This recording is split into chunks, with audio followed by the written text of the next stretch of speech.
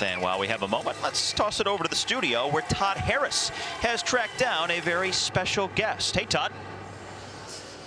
All right, thank you very much, Steve. Robin Farina, the president and founder of the Women's Cycling Association, happy to join me here on set. Thank you so much. So exciting. Thanks for having me. You are a 10-year professional. Let's get to it right off the bat. This is very difficult for you watching the best women in the world race on home soil, and you're not out there. Yeah, well, you know, I am jealous. I'd love to be out there mixing it up, but I think there's a bigger picture here, and we need to work on the business side of women's cycling. So I'm happy to be here doing that. All right, let's talk about business first on the course. How do you see this playing out today? I know everyone's saying it's rain, it's the cobbles. That is the X factor of this race. Yeah, I mean, I thought it was going to rain earlier, but the rain has held off. Doesn't mean it's not going to happen, but I think teamwork is key here. You know, there's so many strong riders. I think there's about 5 to 6 riders who are the real players for this. So I think you got to have the strong team to help at the very end, because right now they're just kind of checking everybody out. They're seeing whose legs are good. But here shortly in the next lap, I think things are going to be thrown down. Robin Farina, the president and founder of the Women's Cycling Association. So you brought it up. Let's talk about business. What do we need to do? What do you need to do to make the sport of women's cycling, professional cycling, grow to where you want it to be? That's a great question. And I think there's 3 things that need to happen in women's cycling. That's 1, we need to have a vision, we need to have better structure, and we need to have better funding. And those three things happen at the same time. So right now, you know, in 5 years, we should have a 5-year goal of women's cycling standing alone. We shouldn't have to piggyback on men's events. Okay. You know, we should be able to have our own tours. We should be able to successfully market our athletes.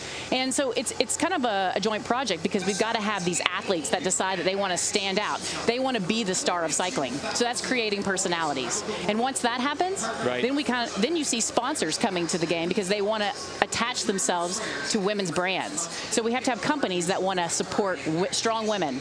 Is it which came first, the chicken or the egg, though? Do you need to have success? Do you need to have personalities before the sponsors come, or do you need the sponsors to come so you can get those personalities out there? You know, I don't think that's it. I think we have those personalities. We just have to go find them. They have to be willing also to step forward and say, you know, when the race is over, if they didn't win, hey, that's okay. Let's see their personalities. Let's see why they're mad. Let's hear it, you know? Like, there's no reason to hide that. Right. And if the winner wins, let's hear what she did to get here. Let's see the struggles she overcame. Write a book, write a blog, you know, like, step up to the front to the mic and be interviewed.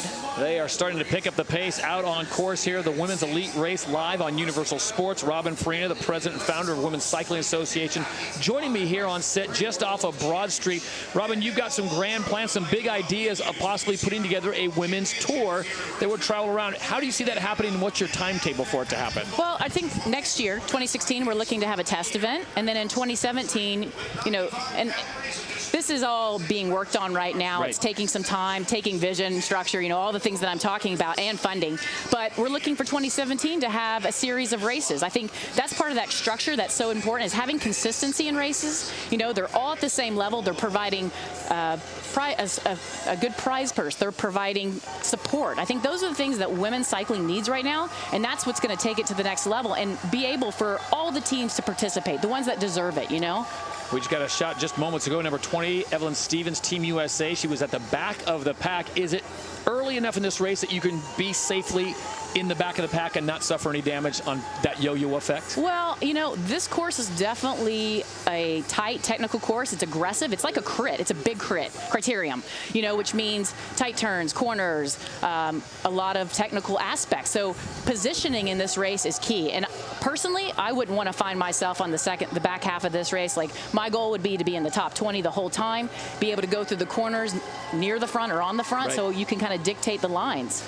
Our thanks to Robin Farina, the president and founder of Women's Cycling Association, for joining us here on set on Broad Street as the elite women are on their second lap out racing. Robin told me she raced here one time in the snow, so that could happen still. We'll rejoin Steve Schlanger and Todd Gogolski live on Universal Sports after this.